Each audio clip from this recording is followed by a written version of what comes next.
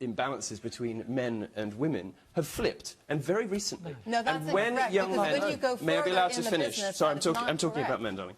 When and you call them darling? How incredibly rude, and now you think it's funny. But this is based on an assumption that there ought to be some kind of gender parity. My suggestion is that there isn't. We don't complain when women dominate subjects like nursing. We shouldn't complain when men dominate subjects like physics. Sharp comebacks, quick wit, and moments that leave his opponents speechless. Get ready, because this is Milo at his absolute best. Kicking things off, we have this fiery exchange in which Milo takes on one of the most heated debates about women in science, and his response is anything but predictable. I think the issue here is that his comments are irresponsible in an environment where there is such a strong gender imbalance still in the sciences. I work as a teacher and tutor, and I'm really passionate about encouraging young women, girls at school to study science, to go into sciences, and there's still an environment where a lot of young girls still feel that science isn't for them. There's a historical reason for that. Back in the Renaissance time, women were told that their brains were too soft to house a powerful skull, that exercising our brains would shrink our ovaries. We're still coming back from that, and we're in an environment where we're desperately trying to dispel these stereotypes, to dispel the image that science and maths is more for boys than it is for girls. And these types of comments, potentially harmless in terms of intent, are actually really reinforcing these stereotypes that we're trying to get away from in terms of encouraging girls to go into science as a career. Well, you hear this a lot from scientists, you hear a lot in particular from female scientists, but the fact is that there is some reason to suppose that there is an advantage to being a man in certain subjects. There's reason to suppose that gender essentialism, biological determinism, whatever you want to call it, the fact that there are male brains and female brains, may indeed have some basis in science. Now, this is sort of thrown out of the window completely by feminists and female academics who just refuse to accept that there's any reason whatsoever why there might be a gender imbalance. Two things on that. One, actually the science is very much still out on that. And two, if you look at equality in society, if you look, for example, at Bangladesh versus Norway, what you notice is the number of women in science and technology subjects actually goes down as societies get more equal, because women simply don't make the same choices that female academics and feminists would like them to. Women actually don't want to go into the sciences on the whole, and when they have every option available to them, they tend to choose not to. I don't think that's the issue. I think it's about confidence. I think women suffer. Again, we're not talking about all women, we're talking about some women, we're talking about some men, from lack of confidence and from something called imposter syndrome, where we attribute our successes to external factors and we lack the confidence to actually believe that we are good enough to do it. Sorry to interrupt you, but you know, if you're going to get put off a career in science because of an offhand comment from a Nobel Prize winner, how committed were you really in the first place to being a scientist? I mean, women learn in a very different way. Women learn, again, not all women, but majority of women learn in a way that's supportive, that's nurturing, that's encouraging. I see that in the students that I teach. I see the girls that I teach go into mixed-sex sixth forms and get totally put off because they're in a sink-or-swim environment, they're in a competitive environment, they're too frightened to put up their hands and ask. So we shouldn't have competitiveness in science. Competitiveness in science is bad. We should segregate the sexes, really. That's what you're saying, isn't it? Absolutely not. Much better, in fact, if what Tim Hunt said was exactly true. What you're saying is that gender segregation would be a good thing. You're saying mixed classes, the competitiveness is bad for women. So maybe he's right. Maybe we should separate labs out into female scientists and male scientists. That seems to be what you're saying. It's important for women to be able to compete in a male environment, but it's important to help those women, to support those women in terms of confidence and in terms of self-belief, because women are more naturally self-reflected. Again, not all women, a lot of men are like this too. It's sort of a weird sexist position to take, isn't it? So women can't really take it, so we need to be extra specially careful around them. And we need to treat them with for gay men and lesbian women? Well, it's brilliant being a gay man because you can get away with murder. You can do anything. I mean, there's the one respect in which identity politics is brilliant. You know, as a gay man or a lesbian, you can basically get away with murder. You can be bitchy, you can be sarcastic, you can be rude and abusive, and you can do whatever the hell you like, and nobody complains. Women, I think, really, you know, until very recently, until possibly the last half-decade, it was certainly true that women had all kinds of structural disadvantages in society. That simply isn't true anymore. It's not true, for example, when women go for jobs in science, technology and mathematics. You know, a study came out, I think, 2 or 3 weeks ago in the US saying that women have a 2-to-1 advantage over men with the same qualifications because everyone's so desperate to hire women. The reality that people experience, you know, going for jobs and in the working life is actually that women are sort of structurally advantaged advantaged, not disadvantaged. A And that's study happened came out very recently. also to show that out of 65 countries, the UK has the highest discrepancy between confidence amongst boys and girls in terms of how good they feel that they are. Girls are coming out of school and not going into those careers because they feel they're not good enough, they feel they're not welcomed But into women those are careers. in And women actually in the majority at those very skills, skills, those very qualities that, yes, women do cry, some women cry. I have cried when I've felt out of my comfort zone, when I have felt afraid, but actually that didn't make me any less good. I cried when I came out of all my exams at Cambridge, and I did better than the boys. And actually women cry because they're sensitive. Again, not all women, some women, lots of men too, because they're sensitive, because they're self-reflective, because they're empathic, because they're passionate, and they're willing to take on criticism, they're willing to look at themselves. Excuse me? So Tim Hunt's right. He's right that women cry, but the implication that that makes us at a disadvantage, that puts us in as people who shouldn't be going into... I don't think he made that implication. What he was saying is that he finds... to make that kind of comment in an environment when we're never said that makes women less competent. competent. What he said was he finds it personally a distraction. He said that he finds it a distraction in science. Rather than the women. And he's a silly old man who doesn't understand the latest, but he the latest sort of feminist politics on this. What is he? 73 years old? We can't expect him. Right. We can't expect him to be up on the, all of that kind of stuff. He's in a position of responsibility. What we're witnessing really is a comment that would be perfectly unobjectionable if it were over the dinner table, or if it was, for example, your own granddad. It wouldn't be unobjectionable if there were young girls present who were studying maths and science at school. And Andrew Short has tweeted to say, is it because he's made these comments because, leaning to your point, because he's a septuagenarian and he's from a bygone era, sexism in the modern world has no place, but he is an old man, and so do we have to forgive him? Of course, I'm not talking about him and his comments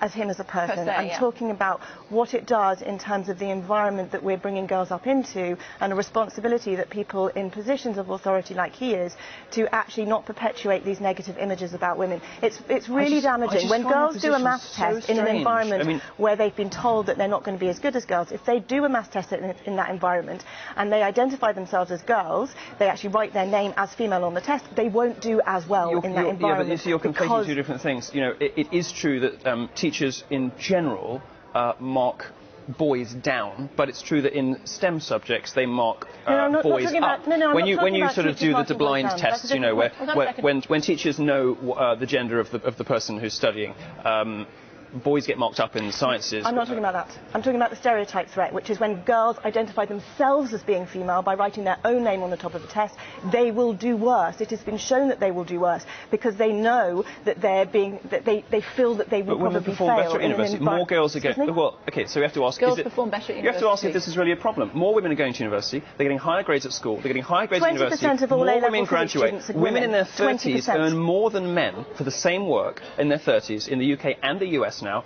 They are 2 to 1 more likely to get a job with the same qualifications.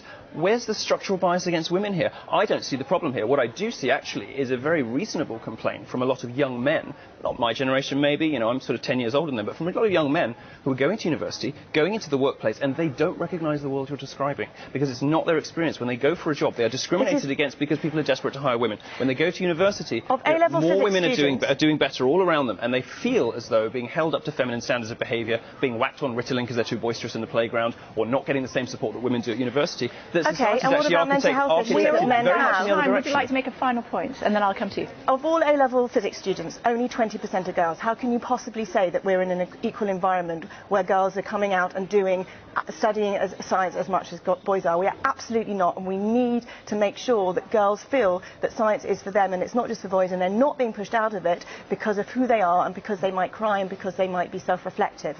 But this is based on an assumption that there ought to be some kind of gender parity. My suggestion is that there isn't. We don't complain when women dominate subjects like nursing. We shouldn't complain when men dominate subjects like physics.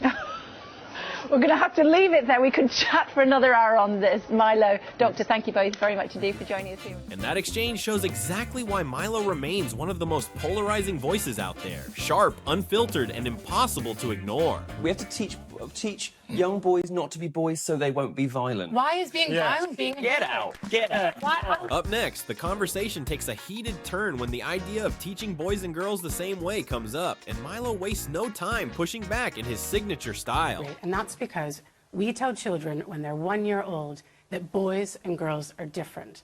And this causes boys to grow up without any emotional intelligence. People think, oh yeah, we need gender equality because this will get girls into STEM subjects, which is true.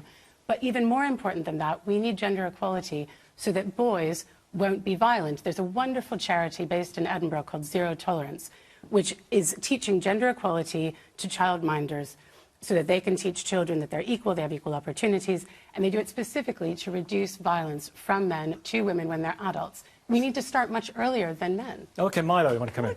Unbelievable, astonishing sexism. We have to teach young boys not to be boys so they won't be violent. Why is being violent being... Get out! I'm sorry. Like, gender, we teach boys and girls that they're the same, and that's a problem. They are different. When we do experiments on young babies and even on related animals, we know that certain children go for certain toys. Boys and girls are different. To give you some context for all of this, you have to understand a little bit about the history of feminism. There have been two main strands. And here is our local expert. Well, yes. Of course, because of course men aren't allowed to speak about anything that isn't to do with men. The things except that you've no one's really said. interested in.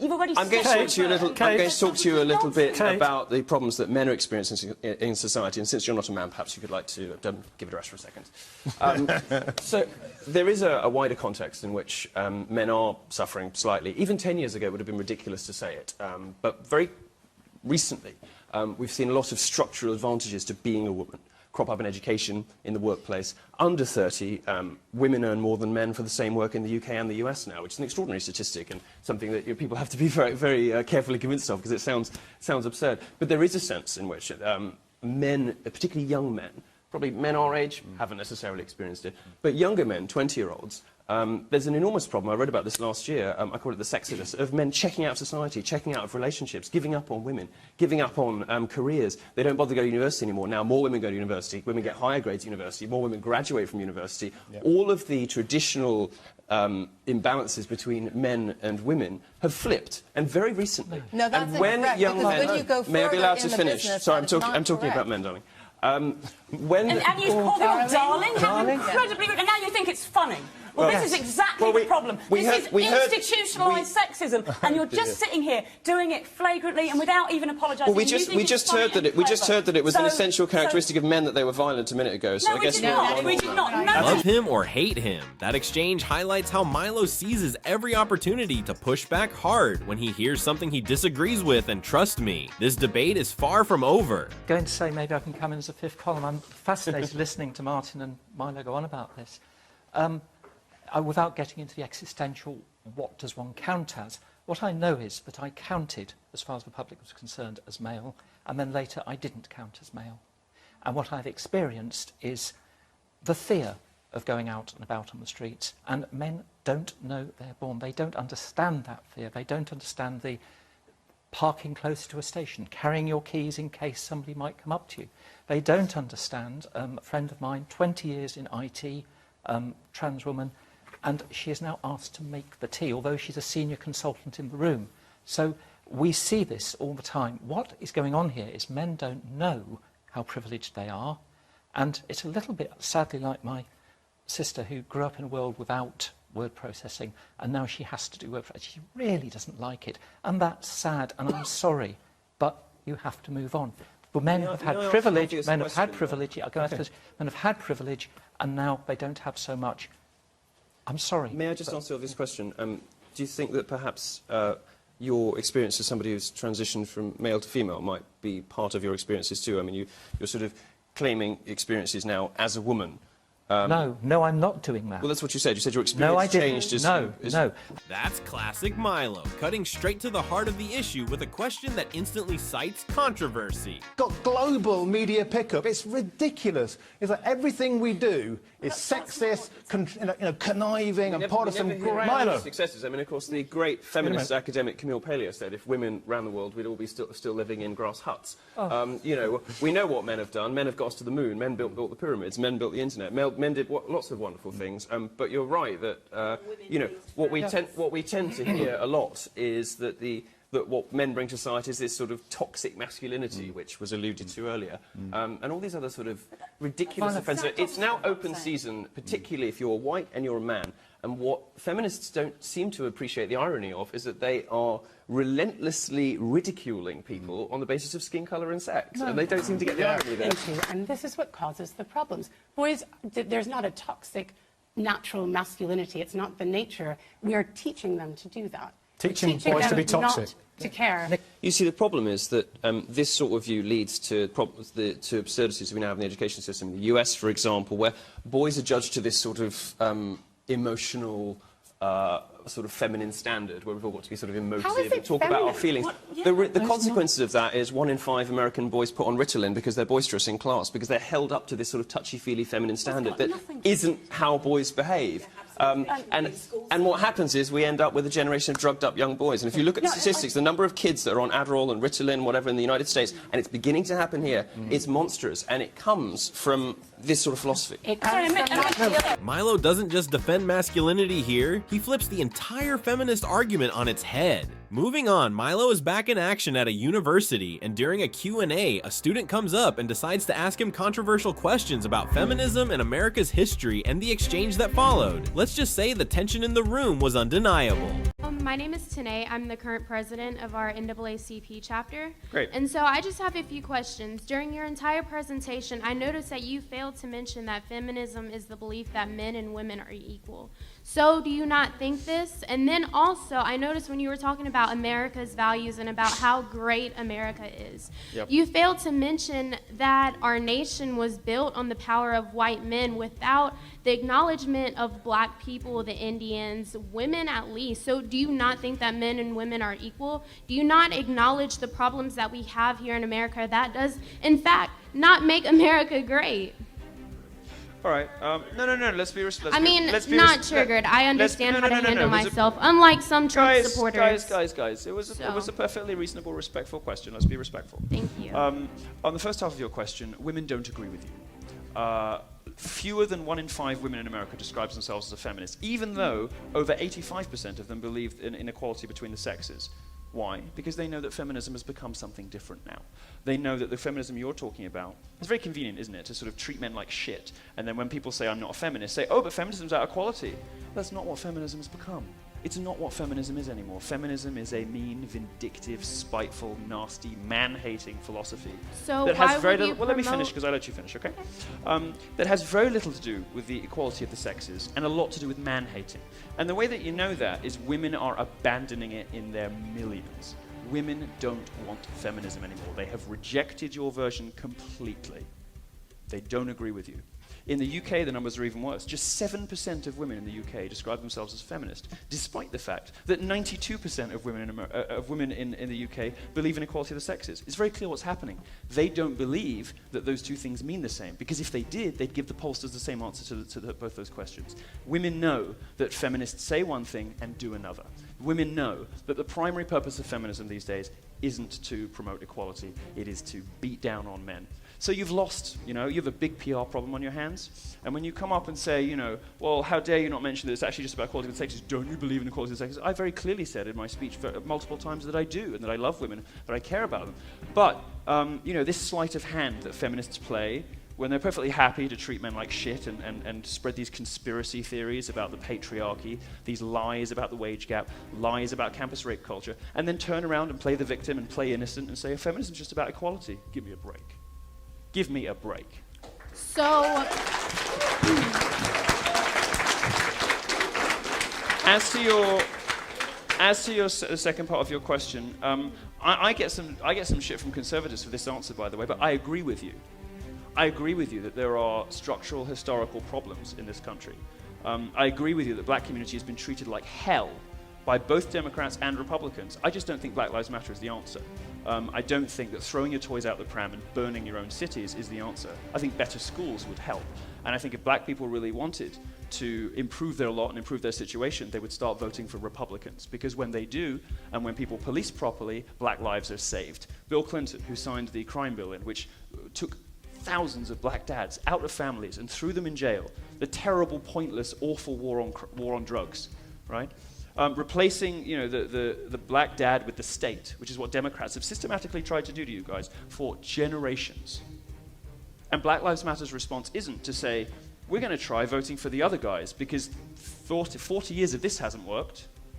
What we want is better schools so that a poor black child who is smart could go to Harvard. They don't do that. They cause a fuss they block a road, and they burn their own towns down. So yeah, I agree with you that there's a problem.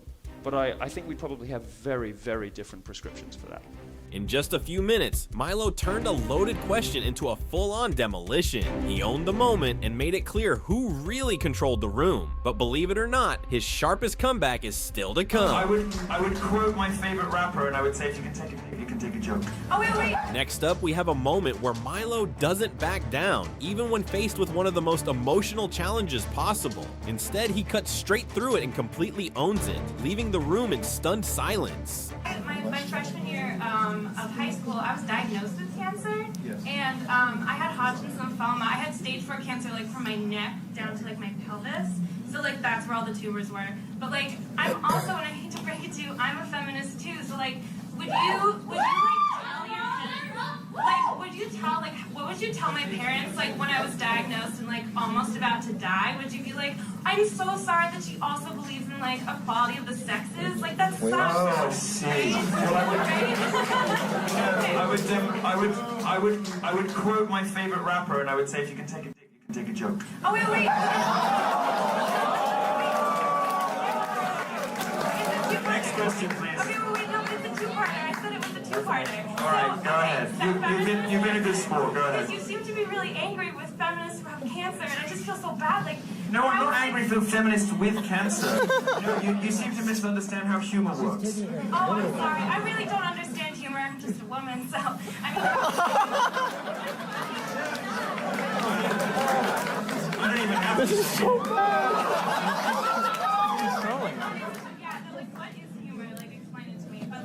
It's not what you're doing. The next question. Thank you very much. No, I'm not done. So when I do like.